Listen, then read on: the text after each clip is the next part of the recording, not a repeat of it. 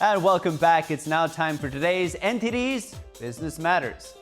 Our first story today, Fred Smith, the founder of FedEx, has died. Smith is known for helping create the overnight delivery industry, changing the way businesses and customers get the goods they purchased. Smith came up with the idea for the FedEx while at Yale. That was when he was writing a term paper proposing a revolutionary way to deliver time-sensitive shipments. He founded the company as Federal Express in 1971 in Little Rock, Arkansas. The company started operations in Memphis, Tennessee 2 years later with 389 employees and 14 aircraft. Started pretty big.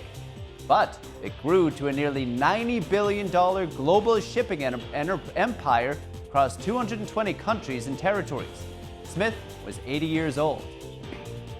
And known for shedding pounds, Wegovy has dropped one partnership.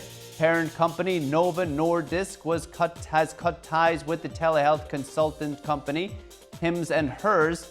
In a statement, the weight loss drug maker accused Hims & Hers of, quote, deceptive promotion and selling knockoff versions of its medication with illegal compounds from China. Hims & Hers CEO said on X that Novo Nordisk is, quote, misleading the public. He added the company pressured them to control clinical standards and pushed patients towards Wegovy, regardless of whether it was best for patients. And according to Wells Fargo, a 4th of July barbecue for 10 people with all the traditional offerings will cost roughly $130 this year. That's up 2.2% from last year, but many Americans may not notice anything too unusual. It's a relatively normal price increase following 5 years of pandemic-fueled inflation. For its report, Wells Fargo analyzed the prices of staples like chicken, beef, sliders, eggs, hot dogs, produce, liquor, and soda, all the good stuff. Tariffs don't appear to have impacted 4th of July food prices because most of the menu items are produced domestically. Go USA. And New York is set to take on the first major new nuclear power plant project in the U.S. in 15 years. The state's governor has called on its power authority to develop at least one power plant. Nuclear power, enough for roughly 1 million households, ordered in New York. In an interview, Governor Kathy Hochul said that she has directed the state power authority to develop one or more nuclear power plants. This is based on a report by the Wall Street Journal. If the state moves forward, this will be the first nuclear plant built in New York since 1975. Interest in nuclear power has surged in recent years as energy demand increases for data centers, AI, and EVs. On top of that, last month, President Trump issued executive orders to accelerate the development of nuclear power plants. The nuclear complex at 9 Mile Point in Oswego County is a potential location. The site's owner, Constellation Energy, is working with state officials on a federal grant to add a new, smaller reactor. State officials are also scrutinizing the 2 latest U.S. reactor projects in Georgia, which were plagued by cost overruns and delays. It ended up costing $35 billion, twice the initial budget, and came online 7 years later than planned. How much money would you need to feel financially secure? According to a new survey from Bankrate, 45% of Americans think they would need to make $100,000 or more a year to feel comfortable. A quarter of Americans say it would take $150,000 or more. On the flip side, 45% of Americans said they would feel financially secure making less than 6 figures. Overall, 77% of Americans said they did not feel, quote, completely financially secure. 32% said they didn't think they ever would. Based on the latest census data, the median U.S. household income in 2023 was roughly $80,000. That's the midpoint in incomes, meaning half of U.S. households made less and half made more. And it will soon cost drivers more to get behind the wheel of a new Toyota. Japan's largest car maker is raising its prices on some vehicles sold in the U.S. A spokesperson denied that the increases were directly influenced by tariffs, instead saying the latest hikes were part of its regular price review. Some Toyota vehicles will go up by an average of $270 next month, and for its luxury brand Lexus, some models will increase by an average of $208. Staying with car makers, Tesla deploying a small group of self-driving taxis over the weekend in Austin, Texas. The event marked the first time Tesla cars without human drivers have carried paying riders. Take a look. Tesla robotaxis have picked up their first customers. The firm said Sunday it had deployed a small fleet of the self-driving vehicles in Austin, Texas, with boss Elon Musk announcing the move on social media. A select group of influencers had been invited to take part in the rides, and some soon started posting videos.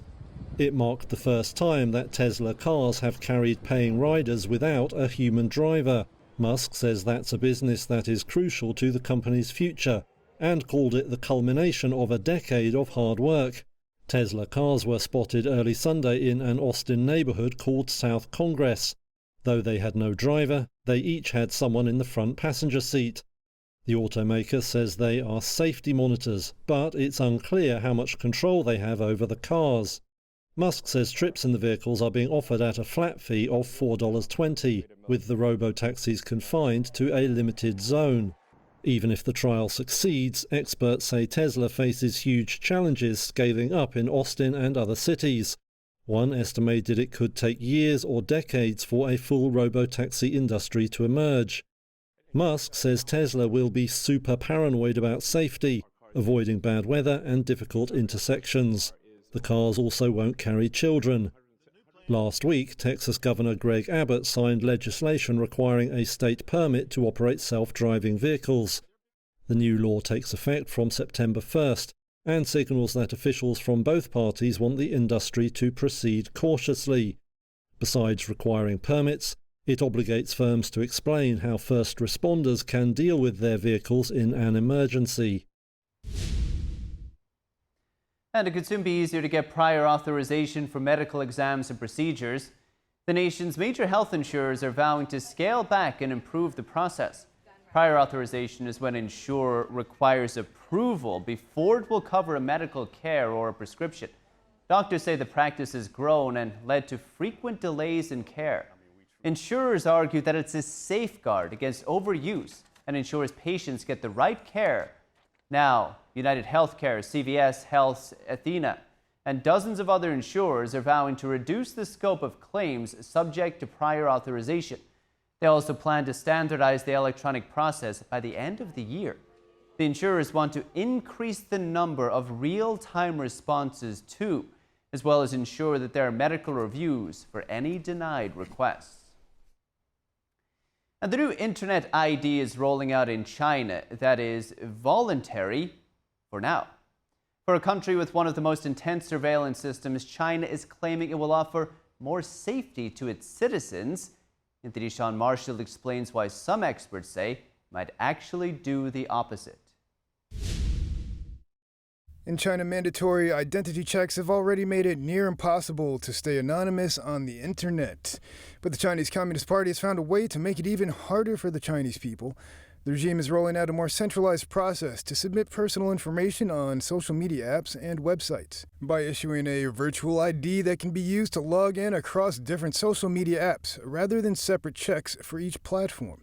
Experts are concerned about the new system eroding the already limited freedom of expression by giving more control to the state. On top of that, centralizing information can actually make big security breaches more damaging. Hao Chen-sun, a law professor at the University of Hong Kong, said a centralized nationwide platform inherently creates a single point of vulnerability, making it an attractive target for hackers or hostile foreign actors.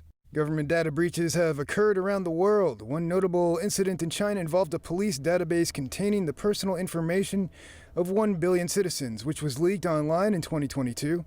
Sun also said that although the law presents the system as voluntary, it could gradually evolve into a system which users may struggle not to opt into. If the government wants to promote this Internet ID verification system, it can do so through various arrangements, essentially by encouraging people to adopt it, offering more conveniences in return. Sean Marshall, NTD News.